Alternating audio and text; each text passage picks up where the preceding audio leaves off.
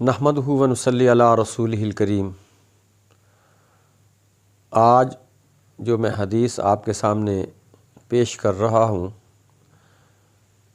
اس کا عنوان ہے سود خوری کا انجام۔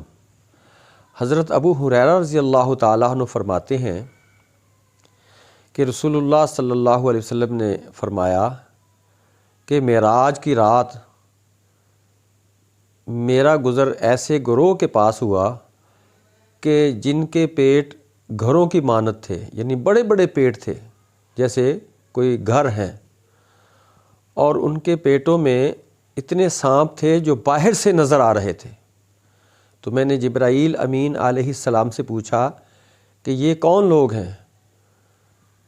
تو انہوں نے کہا کہ یا رسول اللہ صلی اللہ علیہ وسلم یہ سود خور لوگ ہیں، یعنی جو دنیا میں سود کھاتے تھے، ان کے پیٹ بڑے بڑے گھروں کی مانند ہیں اور ان پیٹوں میں سانپ چل پھر رہے ہیں جو باہر سے نظر آتے ہیں، العیاذ باللہ۔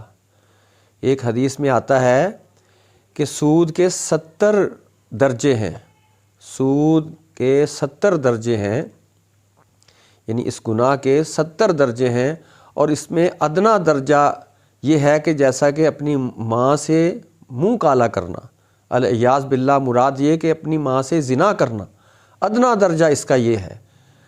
اور سب سے بڑھ کر یہ قرآن حکیم میں آتا ہے کہ جو سود کا لین دین کرتا ہے، اللہ اور اس کے رسول کا اس کے خلاف اعلان جنگ ہے۔ اللہ کریم ہمیں سود جیسی لعنت سے نجات عطا فرمائے اور توبہ کی توفیق عطا فرمائے اور اس بے برکتی سے محفوظ رکھے۔ تو محترم سامعین اکرام، ہمیں ہر طرح ایسے گناہ سے بچنا چاہیے جس میں اس قدر قباحتیں ہیں، اس قدر اللہ تعالیٰ کی ناراضگی ہے۔ اللہ کریم عمل کی توفیق عطا فرمائے۔ شکریہ۔